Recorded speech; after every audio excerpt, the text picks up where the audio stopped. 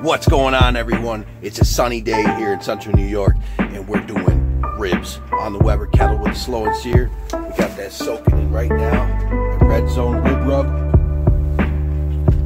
Did the yellow mustard for the binder. You don't need any binder with ribs. They're already moist enough to put any rub on it. But I went with yellow mustard and the red zone rib rub, and I have to fix my shanty.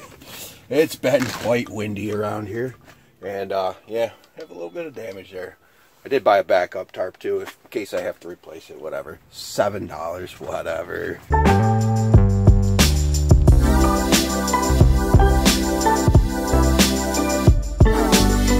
The high is 20 degrees today, but it looks beautiful. And with that sun, man, I'm in a light jacket. It's actually warm. And inside the shanty, once I fix that back up, we just got to reinforce the zip ties, and we'll roll the tarp a little bit. Duct tape, zip ties, cheap, done. Oh yeah, look at that. Sunshine. About 8 more weeks, and hopefully we'll have sunshine in spring. Hopefully, mid-March, I hope. That's the plan. Anyway, we are going to do super fall off the bone ribs today, St. Louis style, and a lot of people don't like them. They like to have a little bite, but for the family, and everybody really digs the just fall right apart ribs. And so we're gonna put it on the smoke for an hour, wrap them for 4 hours, open them up. We're gonna try some Kansas City barbecue sauce on it, and if I got some bacon, I might put some bacon crumble all over it. So we'll see what we got going on. Starting to get this all locked up. I'll cut up all this, all the extra thing. Anyway, just wrap duct tape around the tarp, pop a hole in there, zip tie that son of a gun up there, and we're good to go. We're moving on over here. We'll get it all buttoned up, and we'll be good for the next windstorm until that rips apart. But whatever, man. As long as you're grilling all winter, do it however you can. Upstate New York, man, you got to battle the winds, the snow, the rain, whatever. It's coming. So we're going to put these ribs on. Smoky. Low and slow and smoky. Got some extra hickory chunks on there today. Low on charcoal, so did not realize the bag was that low. We'll get by though. Definitely 5 hours worth in there.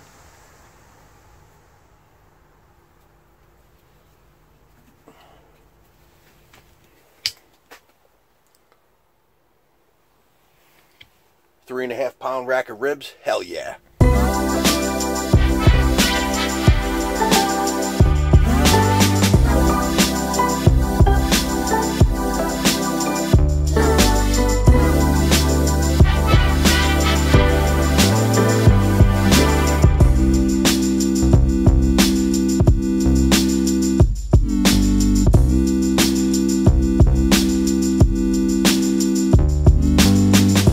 Okay, redneck shanty fixed.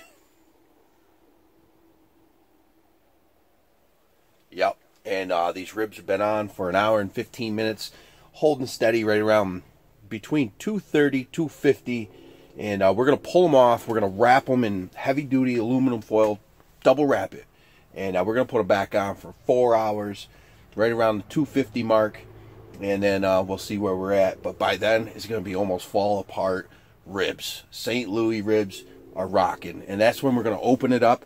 If they're not falling apart too bad, I'll pull it out. If not, leave it in the wrap and just barbecue sauce the top of it, whatever you're going to do. But when I'm wrapping it, I'm going to spritz it with apple cider vinegar, add a little bit of dark brown sugar, and wrap it right up, man. Actually, let's take the first look as just before I'm going to pull it out. Look at the color. Bang.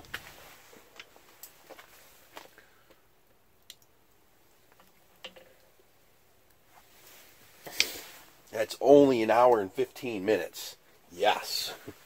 Another hunk of hickory taken off.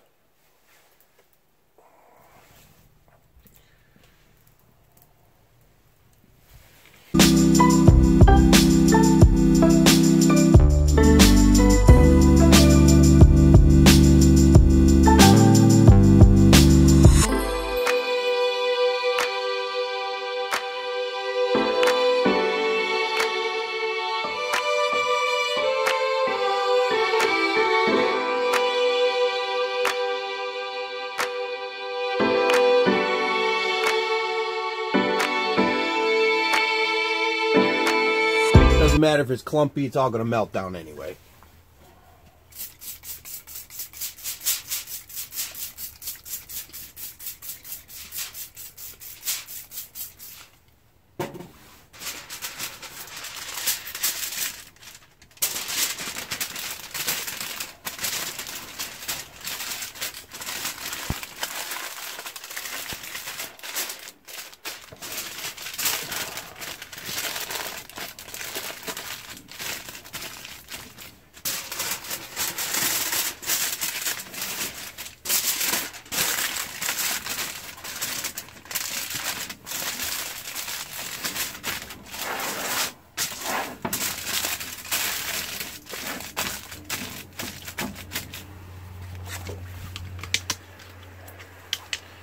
And no, I'm not crying over a beautiful looking rack of ribs, man. It's just smoky in here, all right?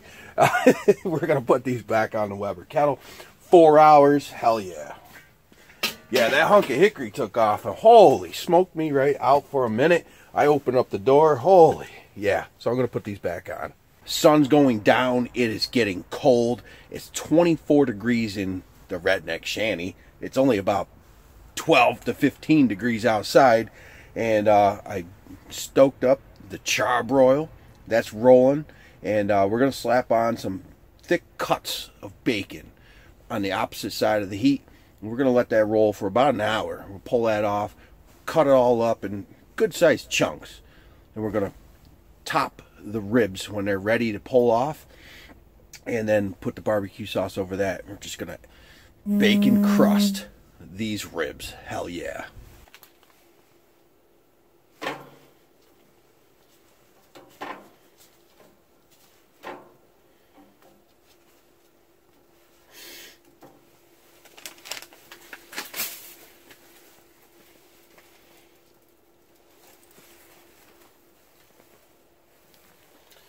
Now, just keep the bacon all bunched together. There is 1, 2, 3, 4, 5 slices. Just keep it all together for about an hour, and then you can separate that if you want to get a little extra crisp on it. But once you put it on the ribs, and then you get that heat rolling, and those ribs are uncovered, it's going to crisp up a little more. Okay. Ran out of charcoal, threw the ribs over on the charbroil and the bacon, and guess what else? Ran out of propane. I mean, it's still a little bit. So there's the bacon, there's the ribs. Only running 170 degrees. What I'm going to do is I'm going to chop up that bacon. The ribs are damn near there. I'm going to chop up that bacon, put it on top. Put on that barbecue sauce, brush that on, and put it in the oven in the house. I just did not plan ahead. So, this happens. Anybody out there barbecuing, if you run out of things, charcoal, propane at the same time, that's unusual. But it did. So anyway, we're going to go inside the place I don't want to go. But smells delicious either way. It's only freaking 15 degrees outside, so that's why the charcoal didn't go as far as I thought it would, and the propane I knew was running low, and it's still lit, but ain't producing shit. So we're gonna go in, and I'll slice into this later.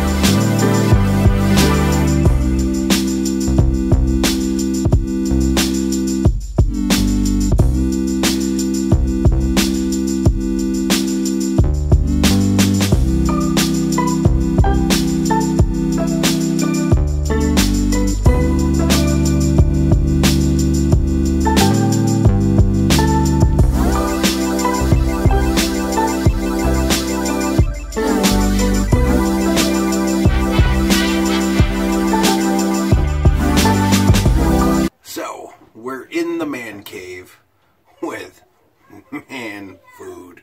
Look at that. Man. Bacon crusted, Kansas City style, St. Louis ribs. Oh. Heck yeah. Man, that bacon and that extra brown sugar in there, sweet and nice. Heck yeah.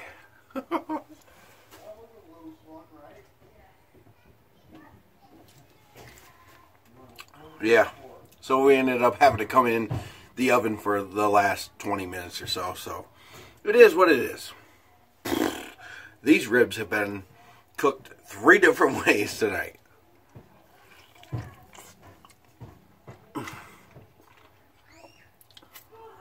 Yeah. Come on. Delicious.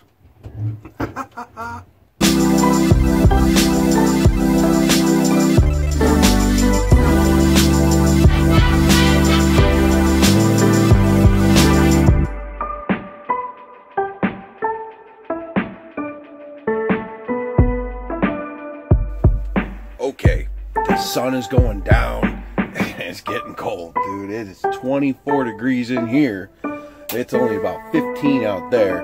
I got the charbroil lit up right now. I'm going to throw on some bacon opposite the heat, and we're going to cook that for like an hour. We're using a few strips of thick cut bacon. We're going to chop that up, and we're going to